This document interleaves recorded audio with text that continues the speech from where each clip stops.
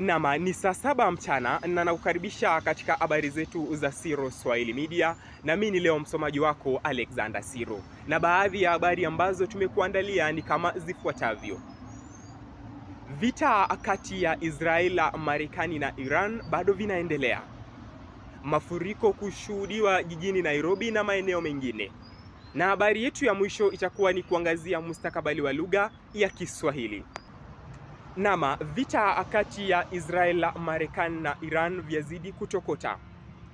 Hii ni baada ya Iran kuonekana kwamba ni kama anazidi kuviunda vile vifaa ama kutengeneza yale mabomu ya kinuklia, na ambapo yanaenda kinyume na yale makubaliano ambayo waliweza kuwa nayo ya kwamba hakuna nchi ambayo inaruhusiwa kutengeneza vifaa vya kinuklia.